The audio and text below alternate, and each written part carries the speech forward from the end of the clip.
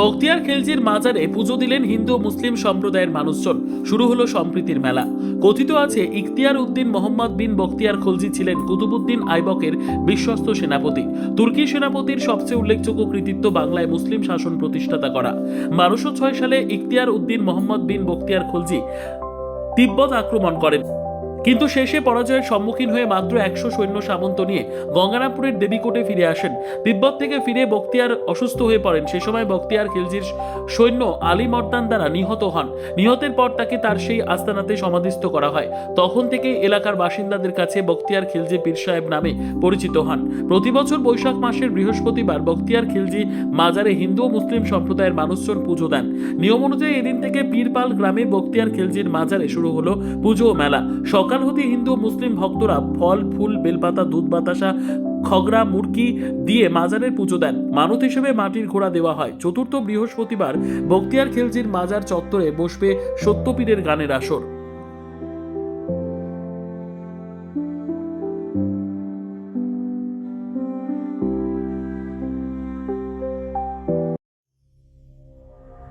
সংবাদটি নিবেদন করছেন স্বস্তিলোক উৎসব ভবন, গঙ্গারামপুর, দক্ষিণ দিনাজপুর।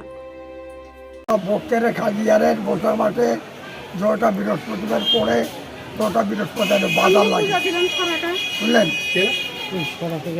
এই লোকজন আছে, ভাড়া দেয়, দুধ দেয়, বাচ্চা দেয়, যার দেয় প্রতি বছরে লাগে, প্রতি বছর লাগে।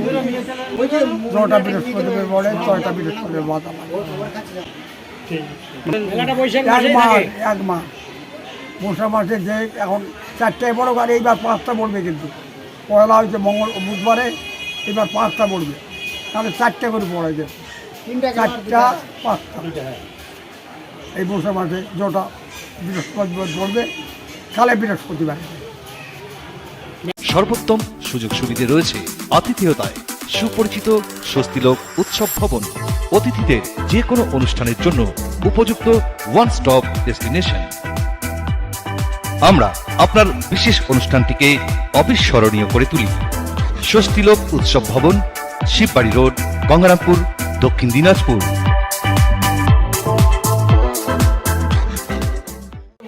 একটা মেলা লাগে, মনে করে যে বৈশাখ মাসে প্রথম বুধবারে এখানে একটা খাসি নিয়ে সেন্ডে করা হয়। আর মনে করো যে বৃহস্পতিবারে মেলা লাগে এখানে, 5টা বৃহস্পতিবার হোক আর 4টায় হোক। মনে করো যে এখানকার হিন্দু মুসলমান সবাই মিলামিশি করে সবাই কিন্তু এখানে জমা হয়। লোকজনে কোনো রকম কোনো ত্রুটি নেই, সবাই আসে, হিন্দু মুসলমান বৌদ্ধ খ্রিস্টান যত আছে। কোথাকার লোক আসে এখানে? বিভিন্ন জায়গার, বলা যাবে না যে কোথাকার আসে, যার যেখানকার খুশি। শিলিগুড়িতেও আছে, কলকাতা থেকে আসে, দিল্লি থেকেও লোক আসে এখানে, ইচ্ছার উপর সব। মানে এখানে কি কি দেওয়া হয়? মানে এখানে মনে করো যে বাতাসা, তারপরে মনে করো ফুল ঘোড়া, এইটুকু দেওয়া হয় এখানে। কারো মনে কামনা হলো যে আমি দেবো, কাপড় দেবো, এখানে কাপড় দিতে পারে। কেউ বলছে আমি বড় ঘোড়া দেবো, ঘোড়া দিতে পারে।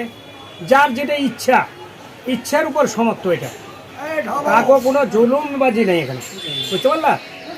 ব্যুরো রিপোর্ট, উত্তর বাংলা সংবাদ।